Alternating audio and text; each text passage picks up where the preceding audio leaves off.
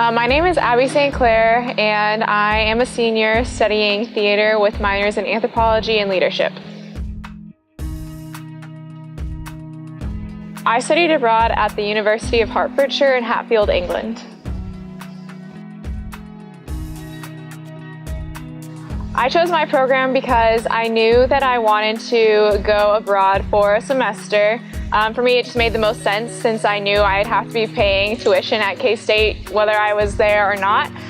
So that's why I chose to do a semester program. And specifically, I chose Hertfordshire because it's right north of London, and I knew that I wanted to be able to travel in there and be able to travel to other parts of Europe as well.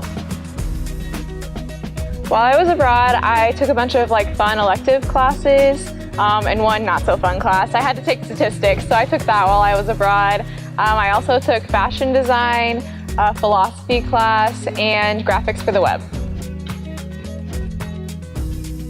I loved the pace of life. So I'm kind of a fast-paced person, but I also like the simple things, so I really loved that. Although I didn't have a car, I loved being able to walk everywhere.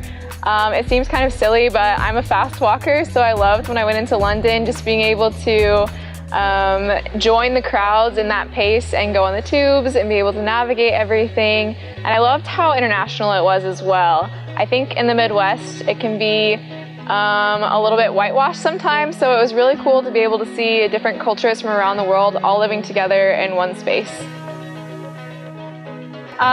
There are several times that I can pick out, but I think one of my favorite experiences would be that while I was abroad, I had the chance to volunteer with an organization called Young Life.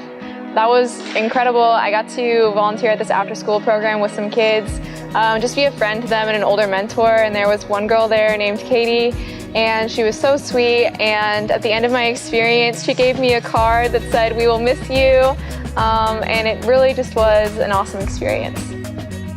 Yeah, I did travel abroad a bit while I was there. For the most part, I went to London almost every single weekend, if not Thursday through Sunday. I just love London. It's incredible. There's so much to do there, whether it's an organized activity I went to a Mumford & Sons concert, or I went to a stage recording of a TV show and got to see an Olympic diver there, so that was really cool. Besides stuff in London, I also went around the UK to Scotland. We went to Scotland for Christmas. I have a friend who lives in Germany, so I went and stayed there for a weekend. I also went to Copenhagen for a little bit, and that trip was all by myself, so that was actually really cool to be able to navigate a city on my own. This seems like a little thing in the moment, but I think being able to just be able to learn an entirely new culture and a different way of doing things was a really valuable experience for me.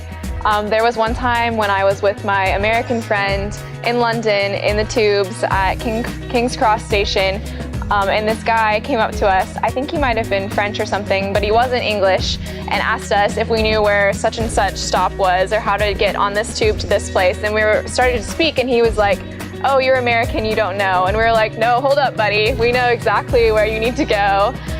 So that was really incredible to be able to say that I figured out how to navigate London and I could give instructions to strangers there. I think my biggest advice is to not let anything hold you back.